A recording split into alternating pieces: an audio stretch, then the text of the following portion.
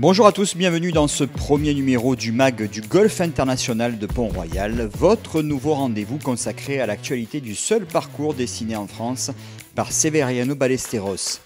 Tout de suite, on commence avec les actualités de ces dernières semaines.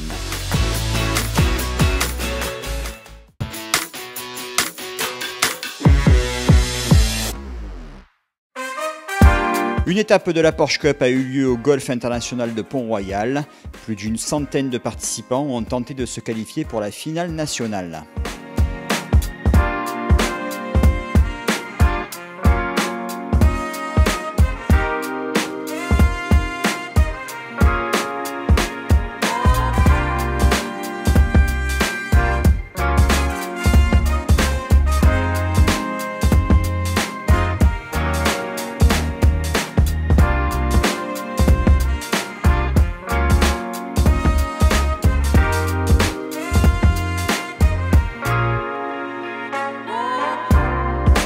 Comme chaque année, la Ballesteros Heritage Golf Cup a été organisée par l'association sportive de Pont-Royal pour rendre hommage au célèbre architecte de ce parcours.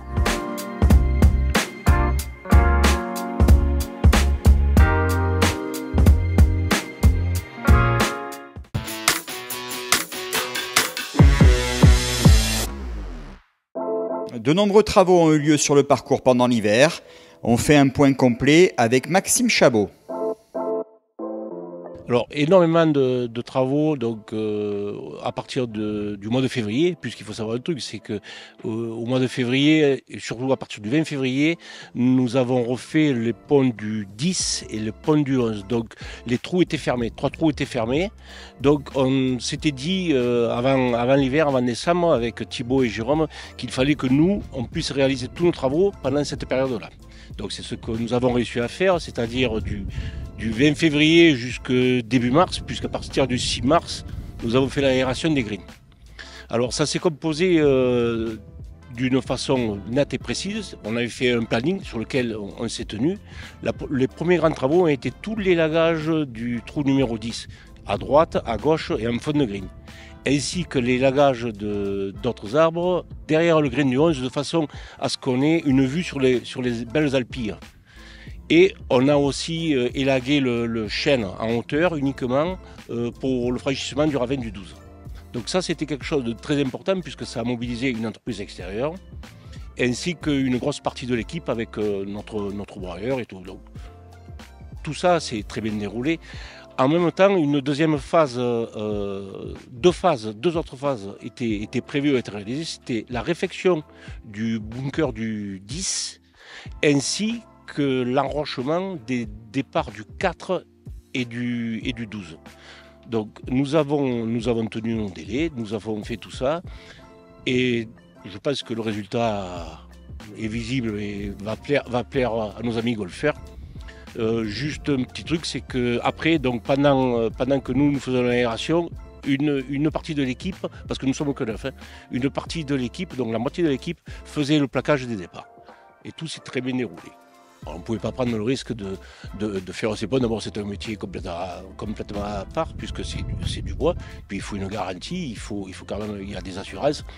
Donc nous étions en corrélation parfaite donc, avec cette entreprise. Les ponts en intégralité, parce que bon, ils commençaient à devenir très dangereux. Bon, il y a un champignon qui s'était installé et on ne pouvait pas continuer à laisser passer des gens là-dessus au risque d'avoir une catastrophe.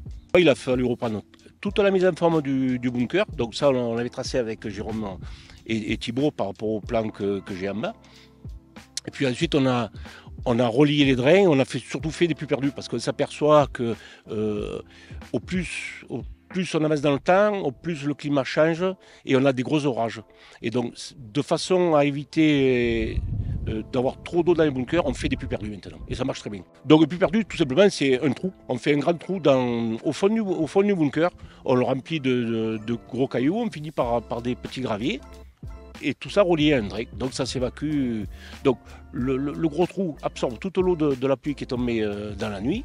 Donc nous, après, à nous de remettre en état le bunker en remontant le sable, mais au moins on n'a plus de flaques d'eau. Il s'affaissait côté ruisseau. Donc la décision de mettre l'enrochement a été idéale, puisqu'on a rattrapé toute la planimétrie des 2 départs, et puis on est sûr que pour l'avenir on pérennise. Voilà, ça c'est parfait. Et puis surtout, on avait des départs un peu étroits. On voit bien qu'on peut avoir des départs tout le côté gauche et des départs tout le côté droit, mais sur les deux départs. On a refait ce chemin désactivé parce qu'il était en bicouche, il était complètement détérioré.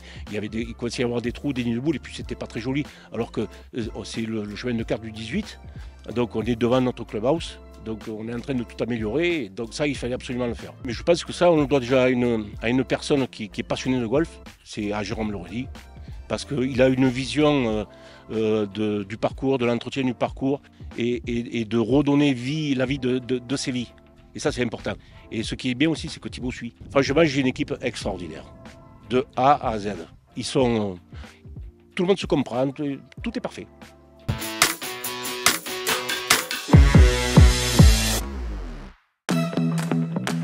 Avant de se quitter, on jette un coup d'œil sur les prochains événements qui auront lieu à Pont-Royal. Une étape de la BMW Golf Cup se jouera ici même le 4 juin. La première édition du championnat de France des professionnels de justice, la Juris Golf, aura lieu le samedi 10 juin. Enfin, l'étape du Trophée Canal+ l'Occitane Aquarelle se déroulera le lundi 17 juillet. Les abonnés de Canal+ tenteront de se qualifier pour la finale qui aura lieu au Maroc en fin d'année. Voilà, c'est la fin de ce premier numéro du MAG de Pont-Royal. Rendez-vous au mois de juillet pour le prochain numéro. À bientôt, salut.